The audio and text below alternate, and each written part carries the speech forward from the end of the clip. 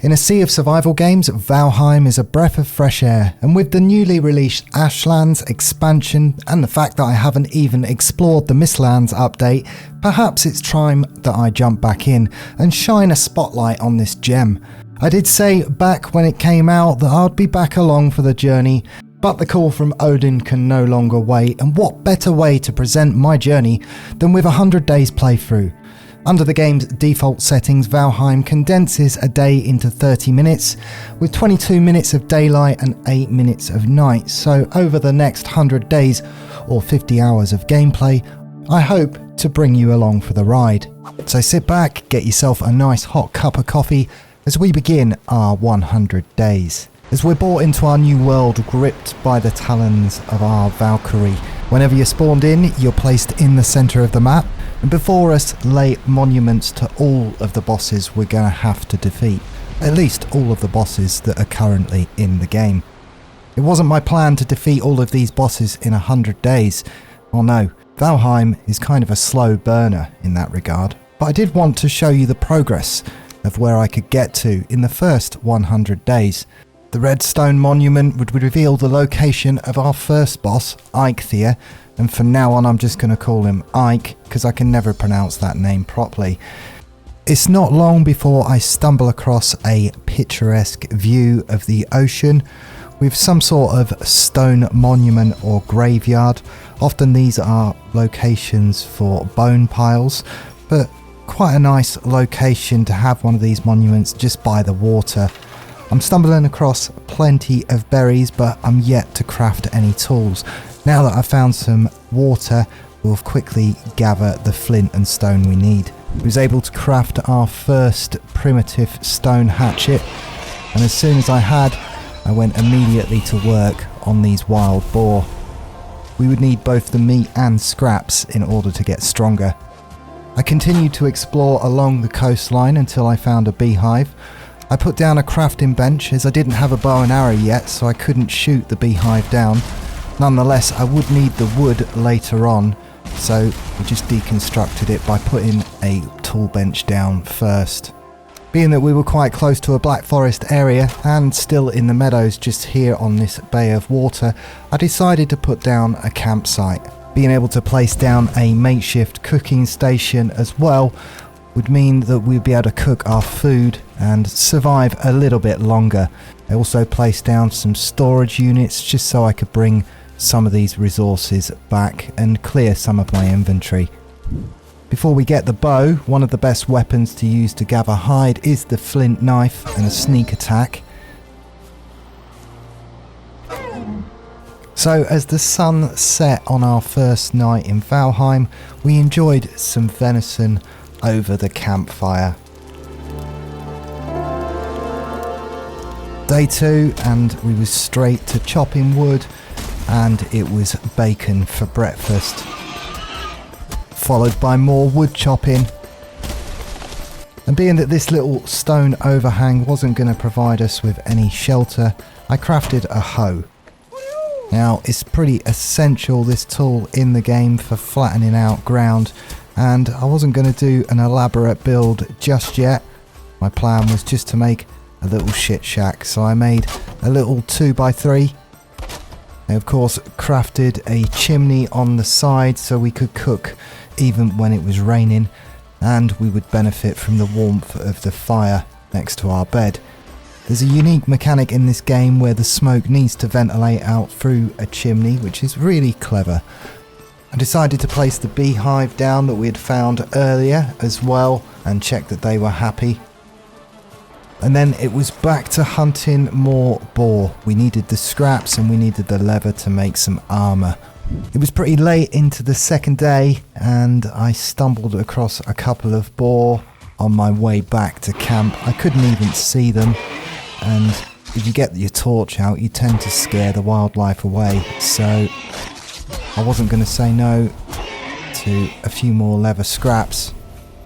I returned to our little garden shed and placed down another cooking station. And finally, with the boar scraps we had accumulated, we could make the crude bow. And with it, of course, we would need some wooden arrows. Day 3 is off to an early start, and it's much the same as day 2.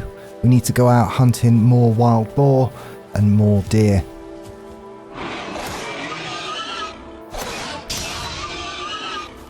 The weather has been pretty kind to us today, and we managed to get our first deer with our new crude bow. We stumble across another monument for Eikthyr as well, and this one is in a really nice location. Maybe we'll take on the boss just here. I want to get a few more leather scraps before we do take him on though. It's pretty late when we return to the base on day 3. I just finished the evening off by cooking some of the boar and venison that we'd caught that day.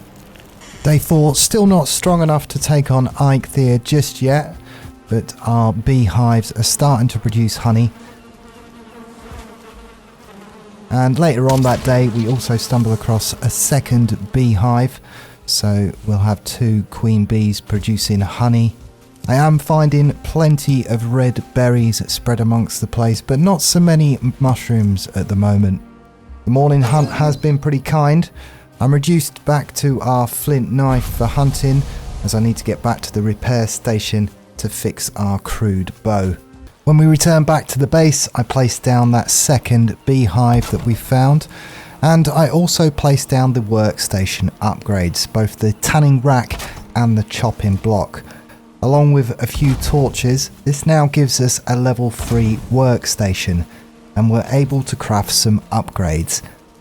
I begin by making the leather pants and leather tunic so we can get out of the rags that we spawned in with, and I'm also able to craft some wooden arrows. We're going to need to find some feathers in order to craft the flaming arrows, but I do upgrade the flint axe and flint knife. So day 5, we're back to more hunting. I'm not going to bore you with more boar footage, but we do need the hide in order to upgrade our gear, and of course we need some feathers as well. I venture out a little bit further and discover more of the Black Forest zone, and we stumble across some mushrooms. I'm starting to find more now, but the berries are definitely more common on the meadows so far. We end day 5 by doing some upgrades and crafting the leather helmet. We're also able to upgrade the flint knife and the crude bow to a level 2 standard. All that's left is to craft some fire arrows. We've been collecting some of the seagulls and feathers that we've found. I also craft our first wooden shield. I go for the black and red variant this time round. And before the evening's up, I place down a third beehive as we've found yet another queen bee. So it was on the 6th day that we crafted what remained of our feathers into fire arrows and went to face off against Ike. I chose the first location that I'd come across to face off against him, and I thought I'd take a moment just to sit down and appreciate my surroundings. Of course, I was also wet, so I thought I'd take a moment just to dry off before we summoned our boss. Of course, the weather had other plans and we wasn't gonna get dry today. The fire arrows would be pretty useless against Ike, and with the night time now drawing in, I chose to set up camp at this little chicken coop I could see just over in the distance. By the time I managed to get a little campsite down and put something over top of the fire, the rain stopped, but I still took a moment just to chill out and sit down. It was better to go into the fight with a rested bonus, and I wasn't in a rush to face off against Ike. I know I'm doing a 100 days playthrough, but I wanted to show you the progress, or the natural progress. I certainly don't intend to speedrun this game in any way, shape or form, but I do want to take you through Valheim and show you my world as it evolves, and over the space of 100 days, I think I'm going to show just that. So playing it safe, we wait for day 7 and some better weather, and finally summon the first boss, Ike. Now that we don't have any rain, the fire arrows will be more effective. During the battle, a greyling wants to get involved, but yeah, Ike doesn't really prove to be any trouble at all. In fact, could say. It was staggeringly underwhelming. We wasn't in any rush to go into the Black Forest, but now that we have some antlers, we can of course make our first pickaxe.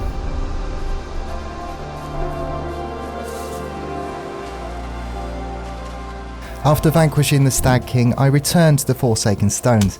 Filled with exhilaration at surviving the initial 7 days unscathed, I felt empowered by this triumph.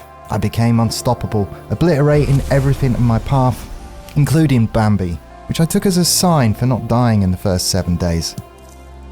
We placed the statue down upon the altar as well so we could activate the first power. The Ike power.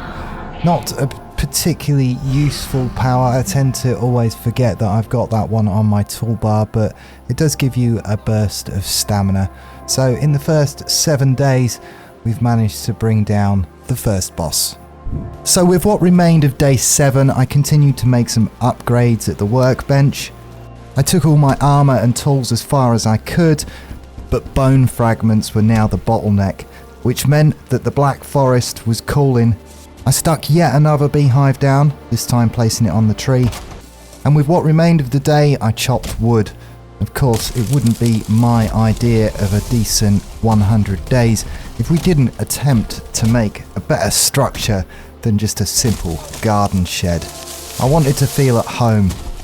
And yeah, my first death in the game comes from a tree. Including Bambi, which I took as a sign for not dying in the first 7 days. I felt empowered by this triumph. So I did a short walk of shame to retrieve my belongings.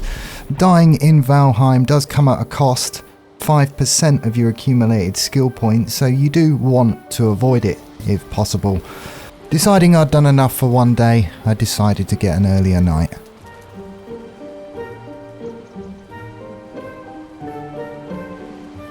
Day 8. Today we're diving deep into the Black Forest. I'm on a mission to hunt down a local source of copper, but more pressing right now, we need to find some burial chambers, both for sources of bones and surtling cores.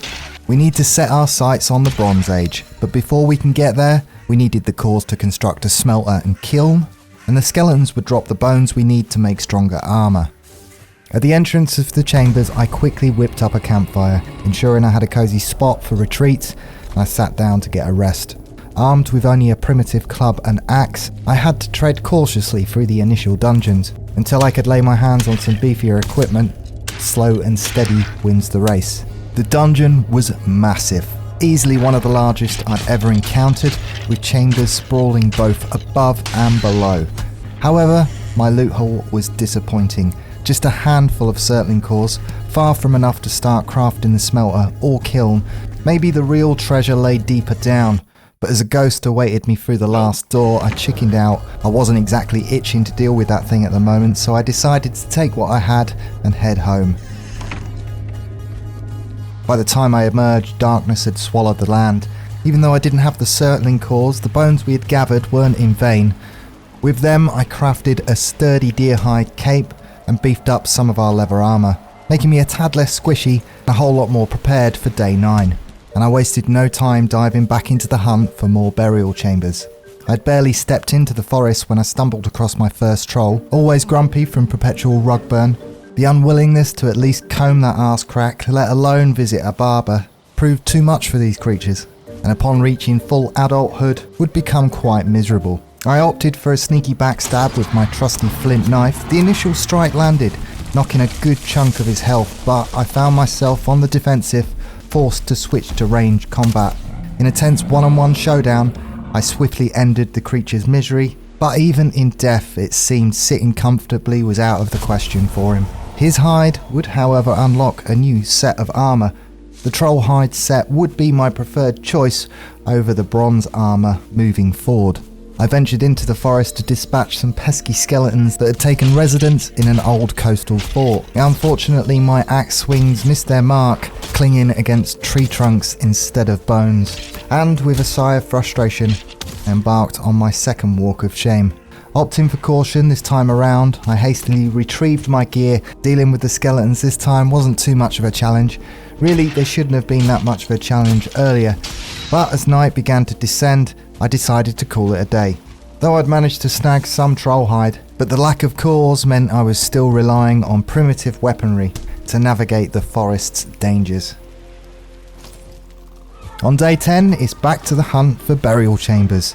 Today I decided to venture further inland, and to my delight I stumbled across some precious blueberries, an ingredient I knew that I'd need plenty of in the days ahead, but the real jackpot awaited me just over the next hill.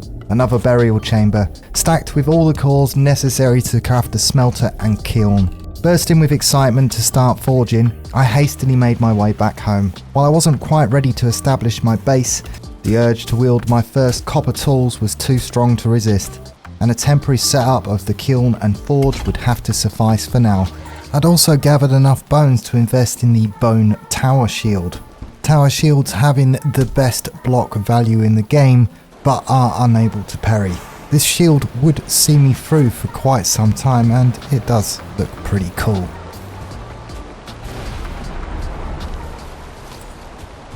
Day 11 marked the start of our copper grind. Initially, I ventured towards the Black Forest coast, scouring for tin deposits essential for our bronze production.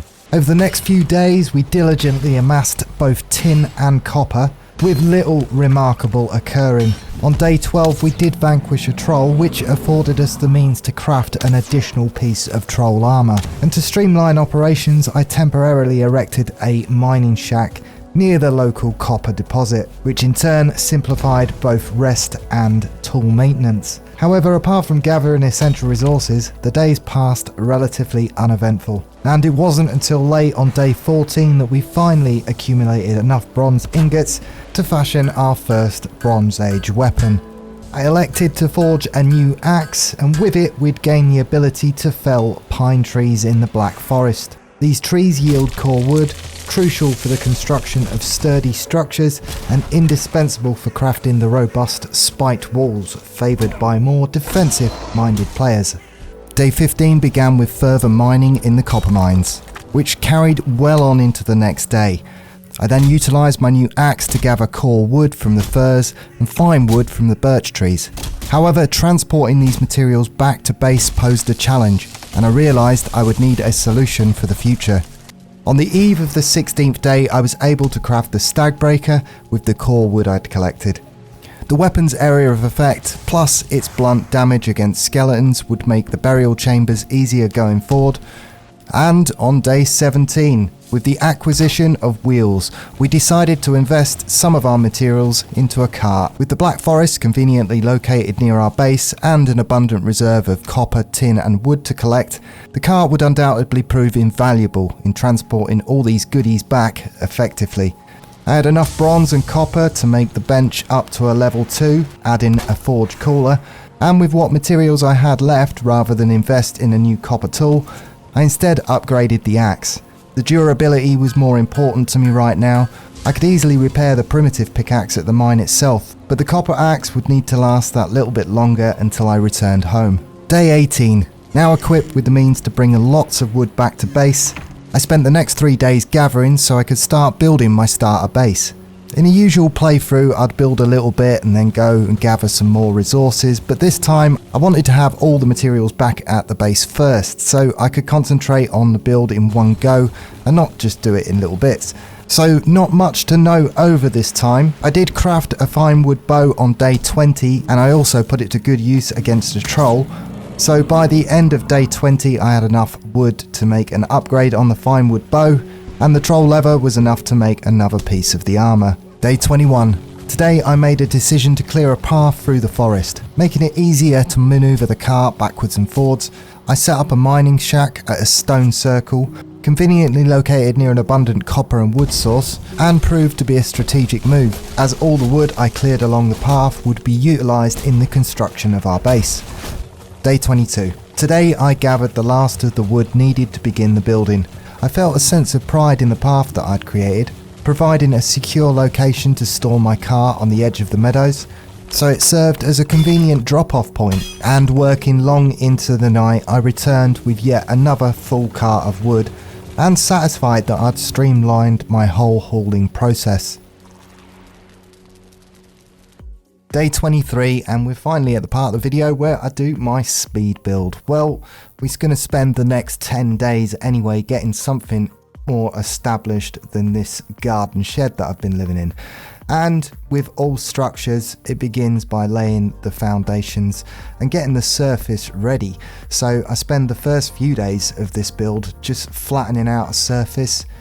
I came up to this north coastal region here, but we still have to kind of flatten something out, especially if you're thinking of putting down a larger structure. And you can begin to see what we're working with here. Also, leveling out the ground and flattening out the ground helps find where the lines are in the ground as well. Valheim has a similar building mechanic when it comes to the train as 7 Days to Die, and I tend to build along this line. It helps if you need to make expansions later on, or if you plan to put a cellar down later on, which I'm likely going to do. So I managed to get something flat that was an 8x5, which fits this really basic beginner build in. Now I have to put these support structures both along the middle and at the end as well, but this is one of the few ways you can have a second story on a structure, at least at the beginning of the game. Until you get iron and stone, you are a little bit limited. Just to give it a little bit of definition, I changed the shape of these bay windows at the front here, just using the opposite triangles, and kind of shakes the build up a little bit. And of course my chimney, which I really want as a prominent feature in this house moving forward. Ordinarily I would build these out of stone, but we're limited to the wood at the moment, and the thatch roof is also going on now.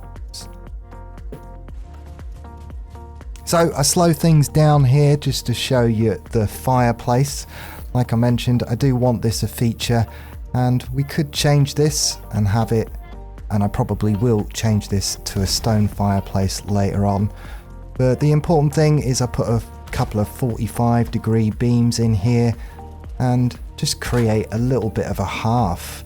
And it's just, as soon as we come in the door, it's the first thing we see, and yeah, I'm kind of liking that.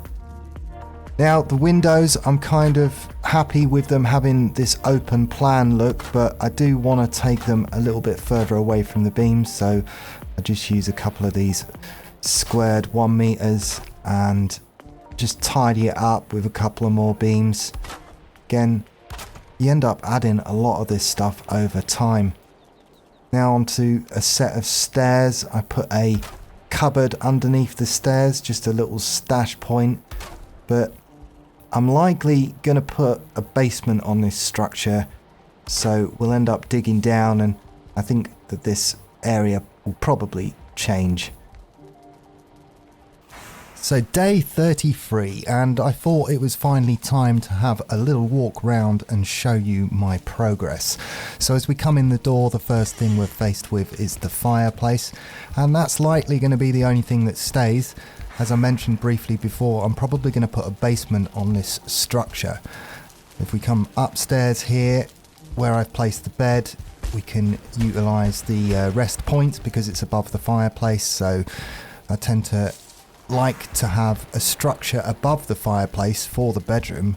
That way you can benefit from all of the rested points that you get back having all of this furniture together. But yeah, downstairs, probably going to put the basement in, so this section's going to go. I'd like to put the forge area downstairs beneath the fire, but we can't do that right now, because right now the problem is defending this structure, and I'm fairly confident that I can defend it from the ocean side, shooting down on this section, but that leaves 3 more points for the raid to come in. So I'm going to spend some time manipulating the train to my advantage, as right now the raiders has got the high ground.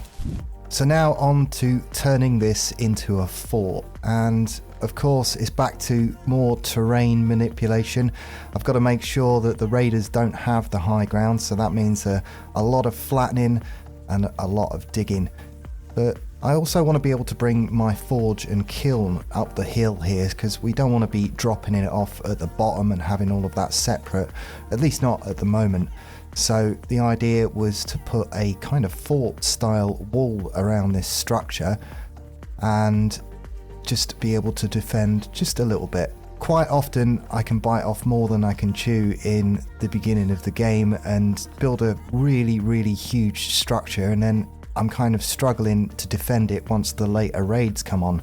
Moving on to the 2 towers in the corner here, I've done something really simple and just put a 2x instead of a 1 rafter, and it doesn't look proportionately right. It looks too big this way, but it works, and I always find that if I just make this a 1 meter square, it's difficult to shoot from.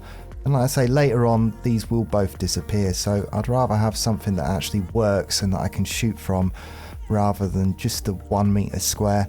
Of course, raiders would still have the advantage there, so I need to get rid of more of this hill, and later on we will open up the stone roads and I'll be able to regrass this area, and it'll look like it was always meant to be this way. But so I imagine later on a lot of this would probably turn to stone, so it's more sturdy. But I think in terms of the way I want to expand this base, I want to expand it towards the ocean, kind of leading into a harbour.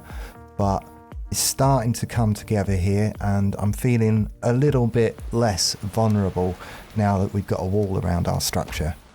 See, I knew it was incoming. I just felt it in the weather, you know? It's like the rain just come in, poor visibility, and well, we get to test our defences out, and it can just kind of shoot over the top of this. Yeah, if I stand close. Okay. I heard lots of clanging coming round somewhere. It's not on this side. Oh my word. Okay, I've left the door open. Oh no. Okay, right, we're gonna have to switch to axe and shield. And I should probably close that door before something big comes through it. Right, you get back. Oh, another one just comes through there. Right, come and get it. Okay, that could have been a little bit of a squeaky bum moment. Oh, every time I hear something get smashed, I'm like, no, I've just built that. Stop it. But hey, our fortifications held up pretty well.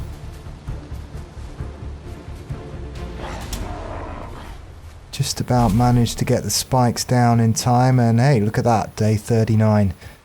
Yeah, so we survived that pretty comfortably. Little bit of repairs to do here. Throughout the remainder of the day, my focus was solely on repairs, along with transporting the smelter and kiln back up into the fort. So by the time day 40 arrived, I'd made a decision to halt construction, feeling content that the fortifications could withstand minor raids.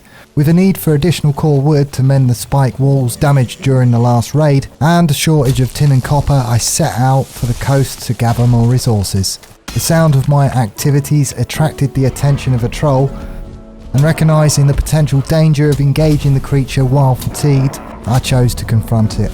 Unfortunately, the encounter ended unfavourably, prompting me to retrieve my belongings on day 41. This time I was armed with some rest and daylight, and I tackled the task with renewed vigour. Afterwards, I returned to the mining site to drop off our goodies, and with what remained of the day I gathered copper. With a cart brimming with valuable resources, and night time kicking in, I headed back along the path that I'd previously established. The experience was definitely an improvement with a clear route, and with such an abundance of resources back up at the mine, I definitely wanted to put more effort to making this a feature, perhaps later on in the build.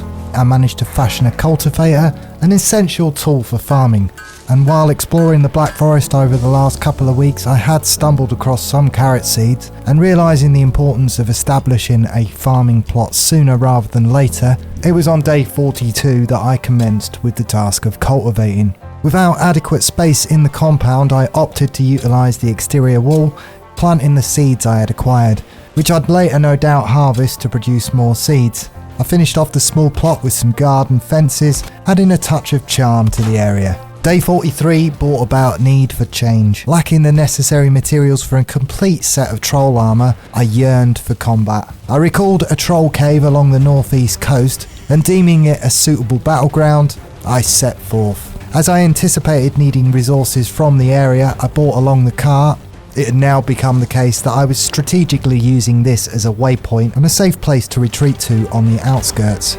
Reaching the cave about mid-afternoon, I initially planned a stealthy backstab approach, but I found myself forced to engage the troll openly as it detected my presence upon entry. Swiftly switching to my reliable bow, I utilised the cave space to my advantage, but I did find myself cornered at the entrance, prompting a temporary retreat.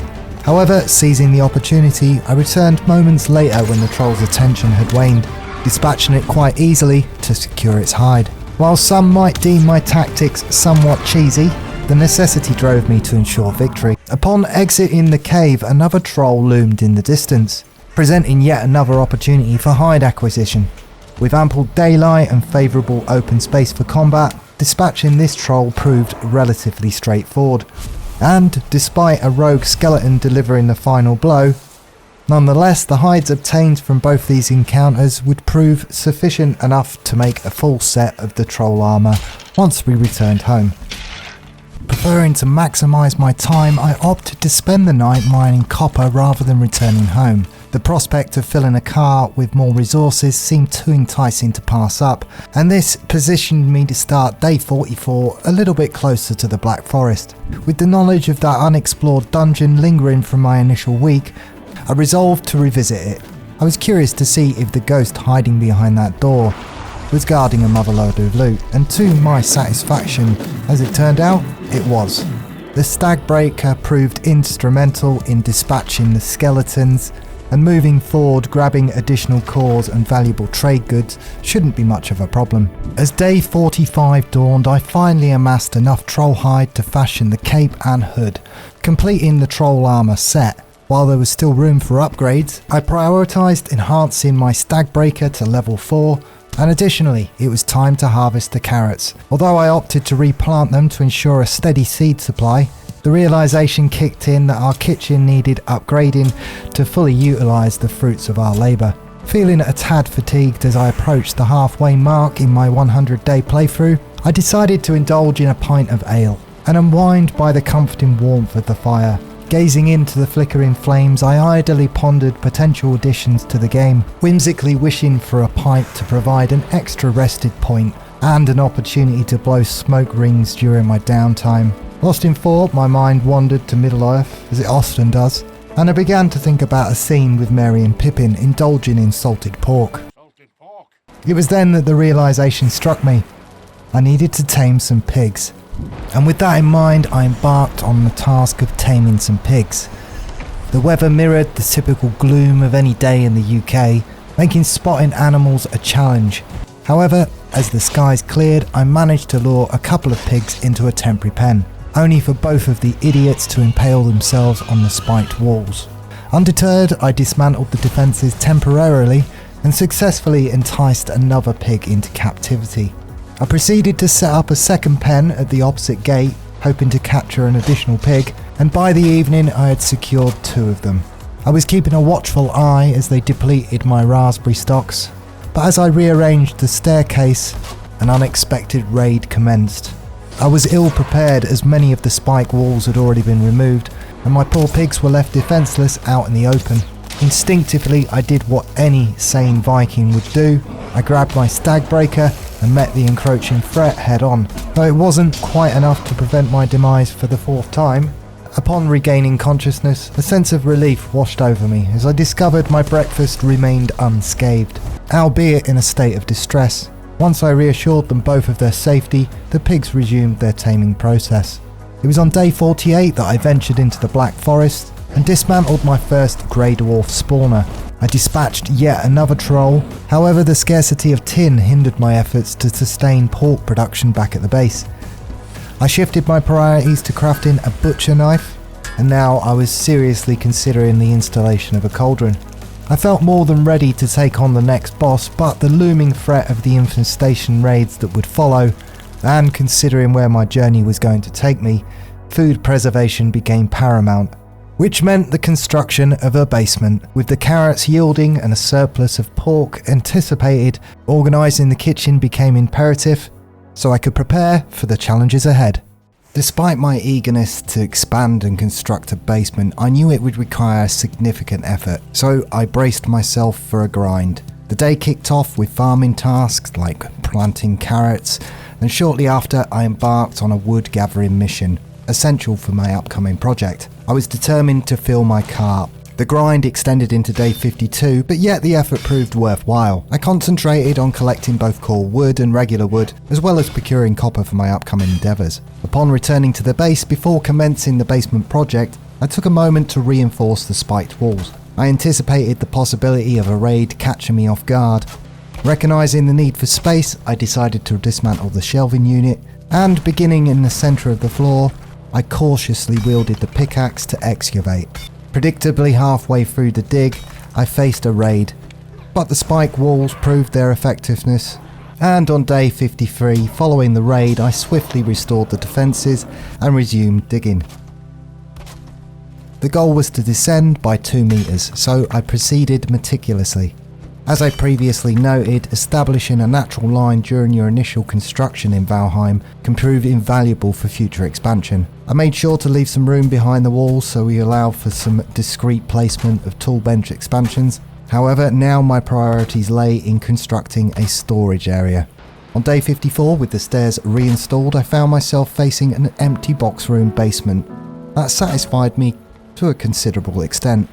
The construction had consumed a significant amount of wood, and my intention was to erect a sizable storage unit here.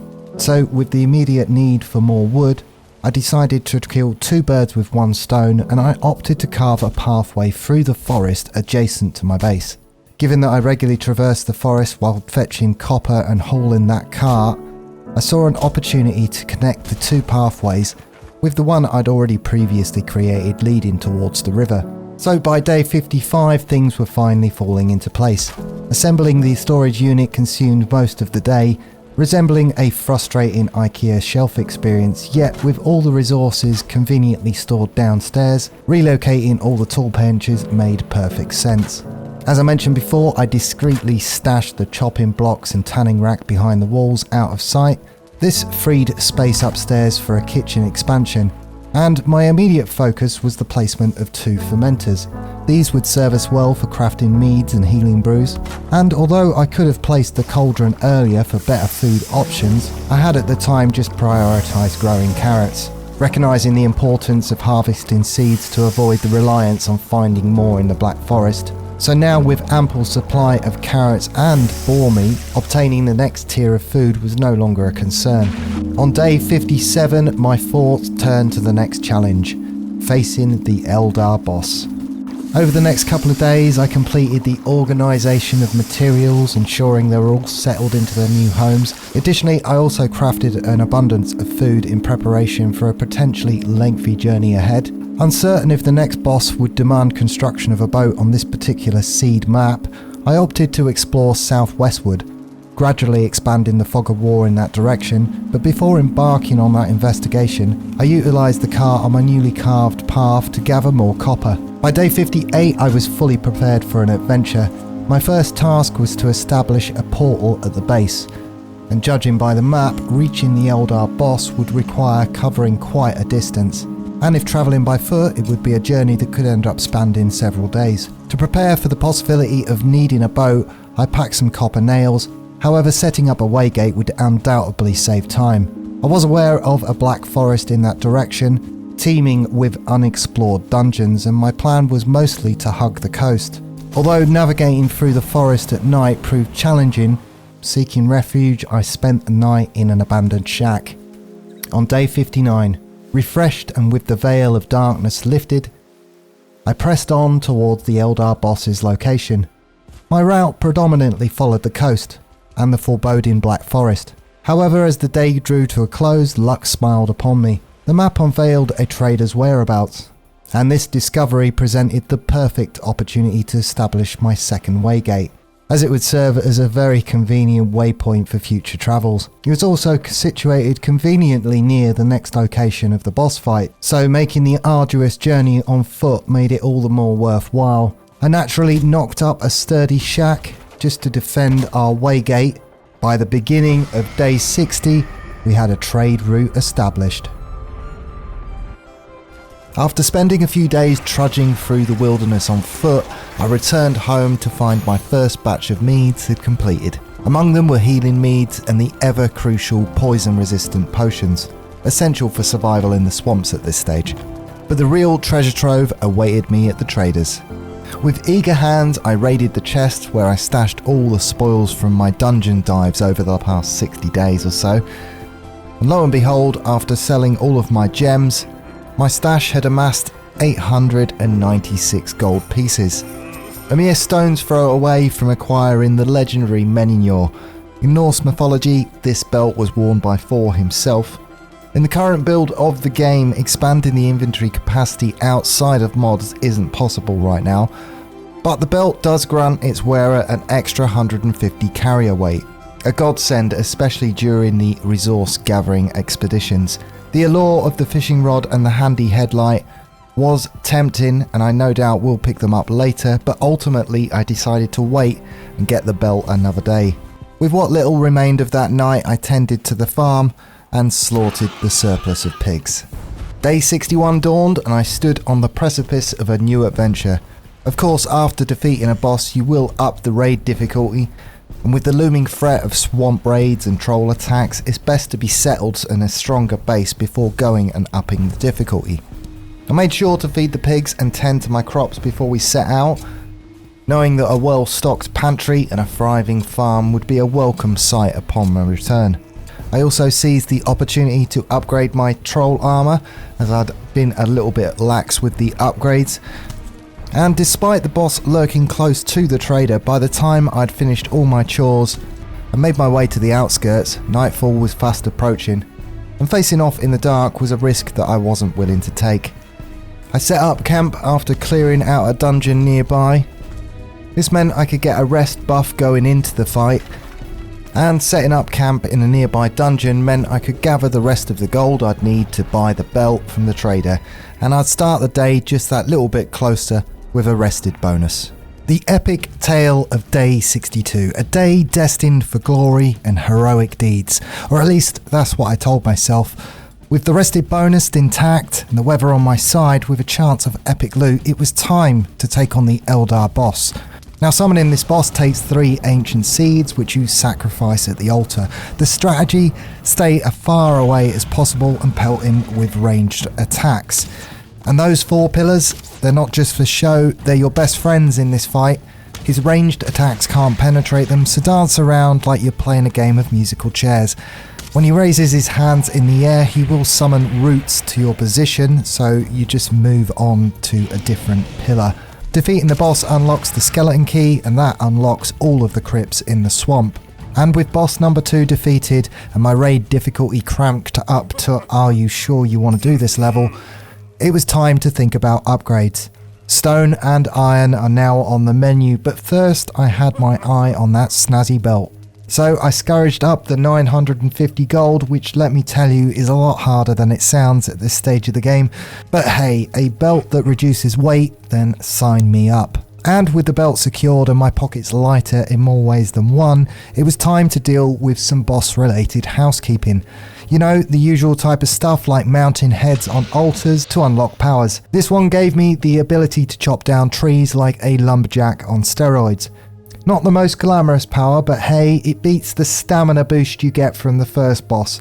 But amongst all of these heroics and loot hoarding, there was one thing still bothering me. The deer head above my fireplace. It had a smug look on its face, like it knew something I didn't. So naturally, I did what any self-respecting Viking would do. I went out and found a bigger, badder trophy. Sure, this one had a bit of a personality disorder, and occasionally whispered about world domination in a demonic voice, but hey, nobody's perfect. And it looked way cooler above my fireplace than the other smug-looking git. In fact, it wasn't smug, it was just a baby deer, so I felt like a twat for mounting it on the wall. At least if I had company now, they could see why I chopped this deer's head off, as it still didn't shut up after the ordeal. Day 64 dawned with the thrilling prospect of planting carrots, but fear not, for the day held more excitement as I delved into yet more dungeons. You see, as useful as that belt from the trader was, the fishing pole was just as essential. In Valheim, your health bar is essentially held hostage by your diet, and those fish are the key to unlocking its full potential. My new waypoint had led me to more uncharted dungeons and grey dwarf nests that needed clearing. I did stumble upon a troll cave, but it was late afternoon by the time I rolled up my sleeves, and the fight took me close to the nighttime. I marked the troll cave's location and hightailed it home. Day 65 kicked off with a spot of pig slaughtering, as one does before breakfast. Then it was back to the troll cave for round 2, only this time I was met with a 1-star troll.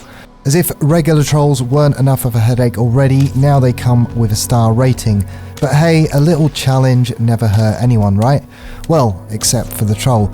Maybe. Anyway, after a hard-fought battle that left me with few fire arrows and a newfound respect for those troll star ratings, I spent the evening upgrading my gear and crafting enough arrows to start my own medieval war. Day 66 rolled around and I decided it was time for a change of scenery. So I hitched up my car and set off down the newfound forest path I'd recently cleared. Plus I needed to set up a camp around a new copper vein. Campfires are not only obviously a good place to keep warm at night, but they also serve as a hardy deterrent against the nighttime raids and, stumbling blindly into trees. I would need to venture into the swamps soon to gather iron, but I was still far from harvesting enough copper for everything I was going to need. I was still using the primitive pickaxe, which I could harvest iron with, but the copper weapons and armour might still be worth crafting. It was midway through day 67 when I'd had enough of mining. After clearing out the area by chopping down trees and marking where the ore was, I realised I needed to go on a tin run so I could process all this ore into bronze. While I could skip this next step and head straight for iron, having a surplus of bronze would always be useful. The day was relatively uneventful. I attended the farm chores and processed the copper I'd amassed from the night before into ingots. And with all the base chores attended to, and feeling like I was just wasting time, I set back out for the mine before the night's end. Placing a chair next to the campfire ensured I'd have a rest bonus when I started mining, and as soon as the sun rose, I was able to get back to work. With a rested bonus, I was making good progress when day 68 finally rolled over. My plan was to spend the whole day mining copper, and with the new belt I could fill the cart to the brim, and perhaps break my personal record of the amount of ore gathered in one day. By mid-afternoon, the usual grey dwarf group wandered up to the mine to investigate the noise. Then I was hit with my first tier 3 raid. I call it a tier 3 because if you haven't fought Eikthyr the deer boss, then you still get raids, but these are in the form of boars and necks. Useful early game as they bring resources to your door, but this time the raid happened at the mining site, which was good since it didn't mean I had to defend my base.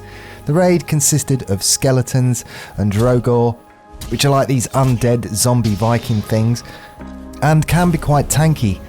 Their intestines are used for making sausages later on, so they brought new resources to my door, and without much to raid at my current location, the foul smell dissipated along with its threat, and I returned to mining copper.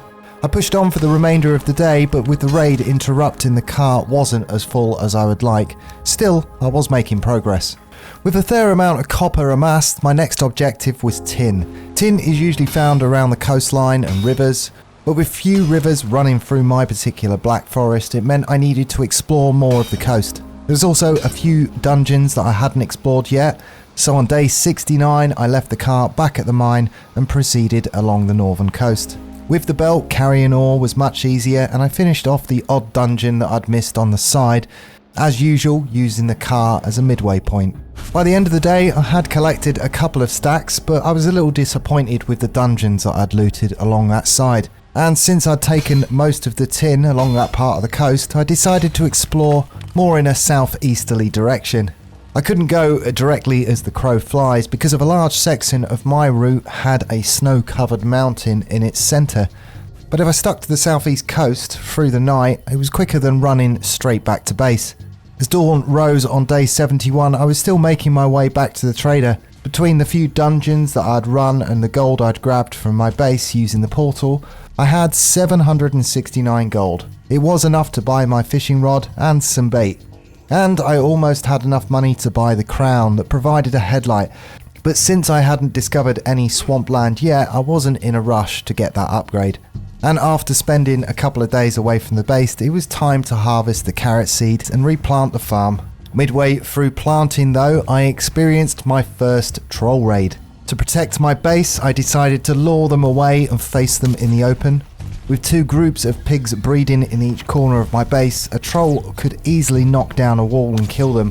Fortunately, they were no match for my fire arrows, and the gold they dropped, combined with the items I needed to bring back from the campsite, meant I could probably afford that headlight from the trader.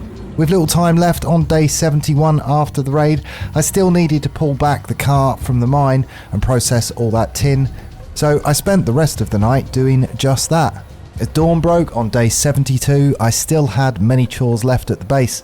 I had been processing the ore and making coal in the kiln, but there was still plenty of boar jerky to prepare and deer stew, which became a staple of my diet. I was also brewing meads for healing and poison resistant, as my journey would soon take me into the swamps. I didn't need much more to afford the light crown, so I finished the day by going through the portal to explore some more dungeons, and when I returned to the trader, our efforts had amassed 238 gold. And combine that with what was left under the stairs, this meant I could afford the headlight by day 73. And on day 73, I stumbled across my first bit of swamp area. So far, I hadn't made a ship, and finding another biome on this map without setting sail was something I wasn't used to. But I would definitely take advantage of it. I tentatively pushed forward, armed with some poison resistance brews. The leeches and oozes dropped new materials along with the Drogor intestines, and this was also an opportunity to harvest the ancient bark from all of the trees. It still remained to be seen if there were any crypts to explore, and in the swamps it is hard to tell the time of day. After gathering a few materials, I decided to circle the outskirts, hoping to spot a crypt to raid. But unfortunately, an abomination stood in my way. Although it was probably too early to engage in battle against these things, I decided to give it a go.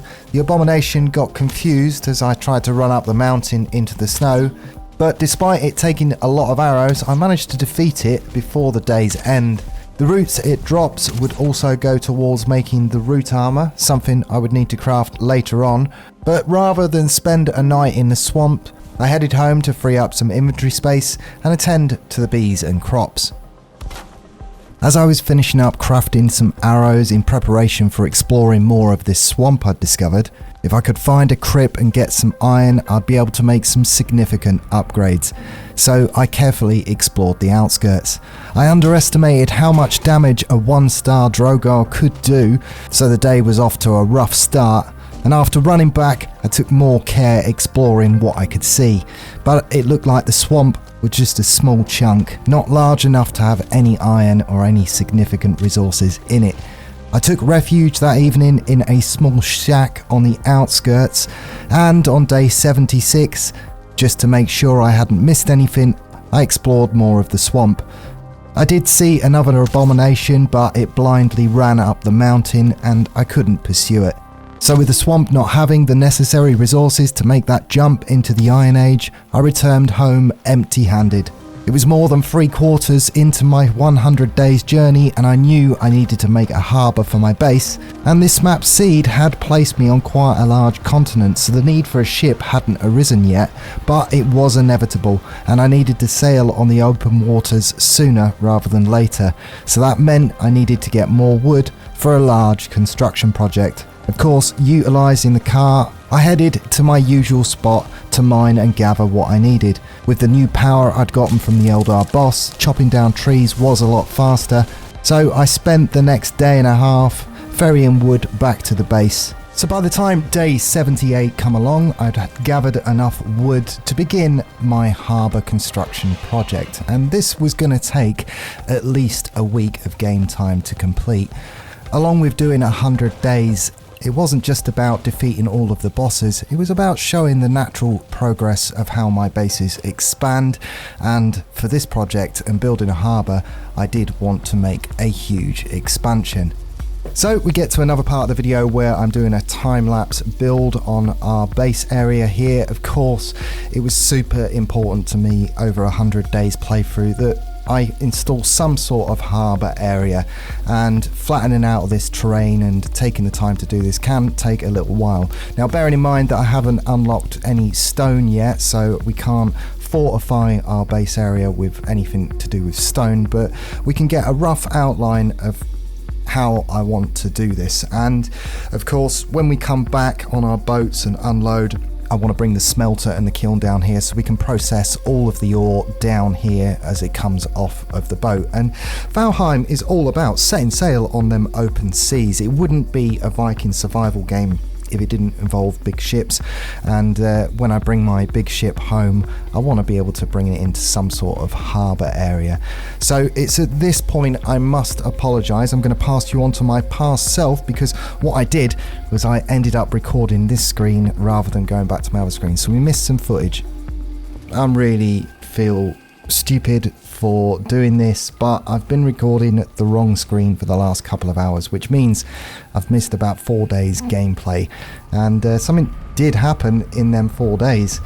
I ended up putting down a waypoint to mark where we went to, and if I just bring up the map here, you can see that's the trader, and just in front of me here I found some swamp and a crypt, and I'm kind of gutted about that because I want to show you the point when I actually come across our first set of iron, so hopefully future James can rescue this in the edit. I'm really feel gutted about this. So I guess the easiest thing to do really if I'm going to rescue this is show you exactly what I did and follow my footsteps.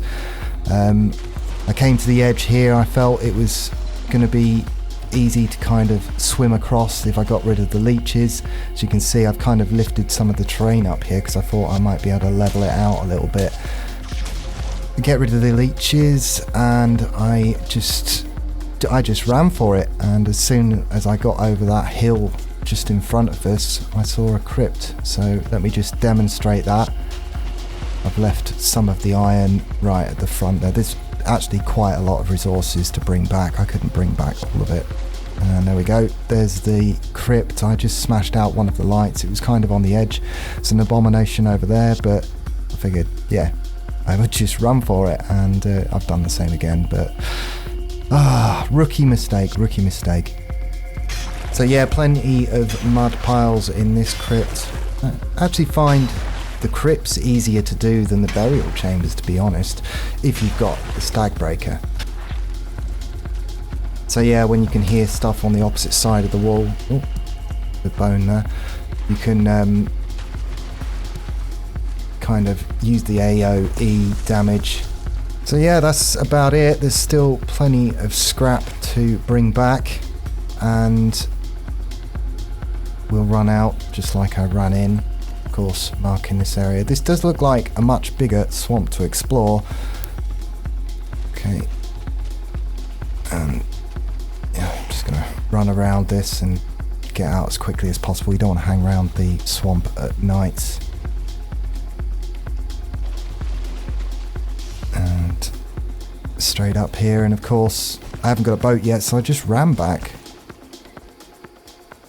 And I wonder if this is any quicker than using a boat, to be honest.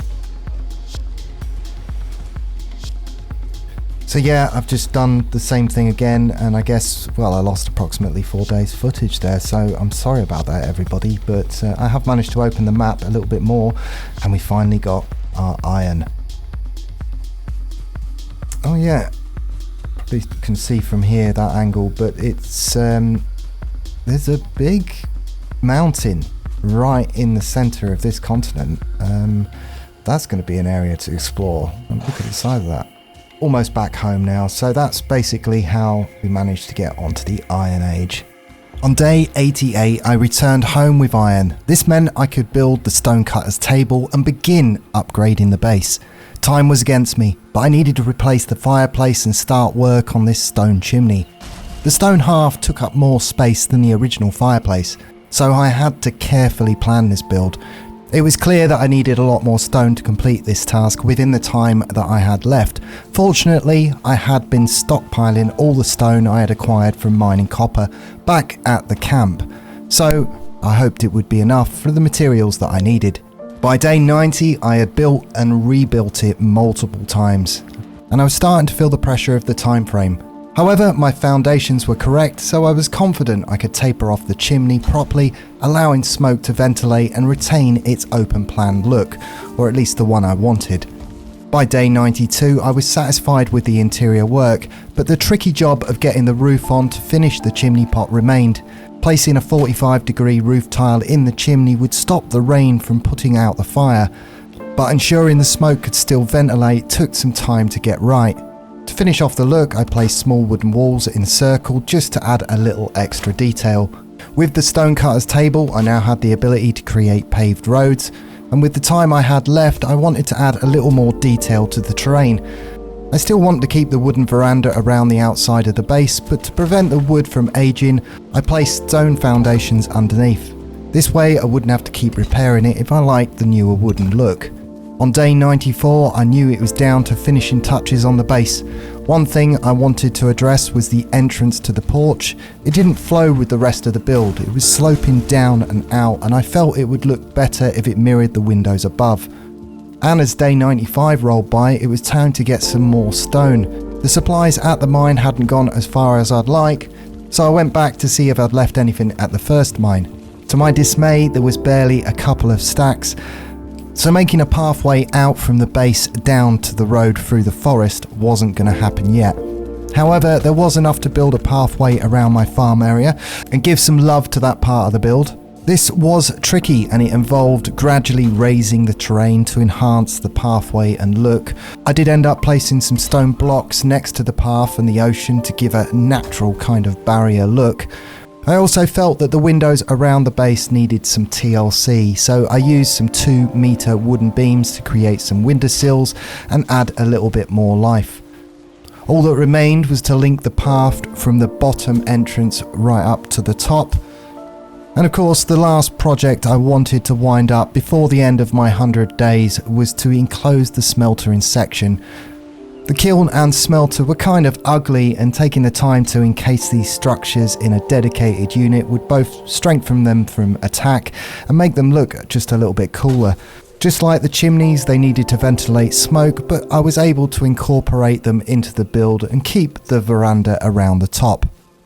So here we are then. I managed to do 100 days in Valheim, which really amounts to about 50 hours of footage that I wanted to try and keep around about the hour mark. So I hope I managed to do a good job for you all. And again, I'm just going to do a little walk around the base just to show you where we ended up getting. Now, I thought in about 50 hours I might be able to have taken on Bone Mass, but I never actually discovered his location yet. And this particular seed, which I haven't played before, it was largely a huge continent, so we never had to set sail. And again, that's another strange thing for Valheim. No doubt I will be setting sail on the open seas. I've got this harbour built now. We can build the bigger ship and set out and, well, in search of new lands. The Ashlands is now out as an expansion, but I'm yet to really even dive into the Mistlands expansion, and whether in the next 100 days I can get through both the swamp and Mordor remains to be seen. But let me know in the comments if you want me to do more of this style 100 days content. I feel Valheim is a a difficult game to kind of do a let's play on, but maybe the 100 days kind of style suits it. Let me know down below if you want to see more. And of course, to those of you who are familiar with my content, thank you for sticking around. I know it's easy to forget somebody on the internet within a couple of weeks of them not uploading, but yeah, I've just wanted to take a break. But don't worry, I'm still alive, I'm still here. I'm just waiting for some more good survival games, and at the moment it's those indie development teams that are giving me my most joy. This, along with V Rising, are a couple of games that I've just been playing on the side, and I just find it difficult to make content on them. But let me know if you want to see more of this. Till next time, I'm James from Complete Games, and I'll see you.